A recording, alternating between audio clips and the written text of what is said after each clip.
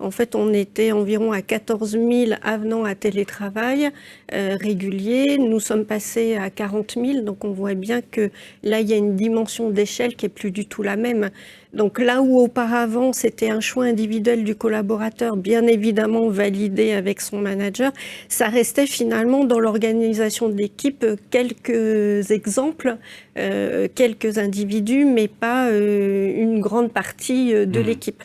Maintenant, on a un effet d'échelle qui, à un moment donné, fait qu'on doit se reposer la question et ça peut plus être... Alors bien sûr, ça reste un choix individuel puisqu'il n'y a pas d'obligation, mais en même temps, il faut que ça soit organisé dans un collectif, donc à charge aussi au manager d'organiser ce collectif de façon à ce que la performance de l'équipe soit toujours possible, de façon à organiser ce collectif au sein même de l'équipe, mais aussi en interaction avec les équipes projets transverses, puisqu'on voit bien que très souvent, on travaille plus seul dans une équipe, mais on a beaucoup de transversalité et ça s'organise.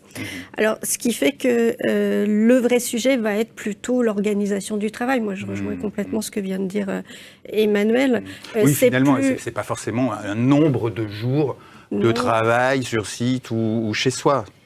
C'est là où, bien sûr, l'avenant permet et indique qu'il faudrait être 3 jours par semaine sur site.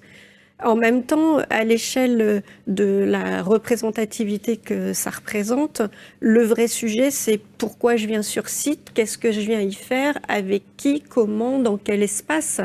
Et c'est plus une question d'organisation du travail. C'est d'ailleurs le sujet qui est le plus difficile à vraiment poser et à vraiment travailler au plus loin et dans sa globalité. Donc c'est un vrai sujet autour aussi de l'expérience salariée et comment on va faire en sorte que lorsque l'on vient sur site, on n'a pas la même expérience salariée que quand on est chez soi ou quand on travaille à distance.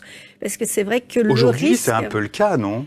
En fait, c'est oui et non. C'est-à-dire qu'il y a des équipes qui ont trouvé ce mode d'organisation collectif, de co-construire avec l'équipe cette organisation et de pouvoir rythmer la semaine, d'organiser de réels rituels et de faire en sorte que quand on vient sur site, c'est vraiment pour apprendre, faire des pour visios, échanger. etc. Voilà. Et puis, il y a aussi le fait que, et c'est aussi lié qu'on n'a pas forcément qu'un seul collectif de travail, mais on a différents collectifs et donc de plus en plus de transversalité. Il y a effectivement aussi des moments où finalement notre expérience de journée, c'est un tunnel de visio. Et c'est là aussi où ça re-questionne, parce que est-ce que ça a encore du sens que ça soit un tunnel de visio.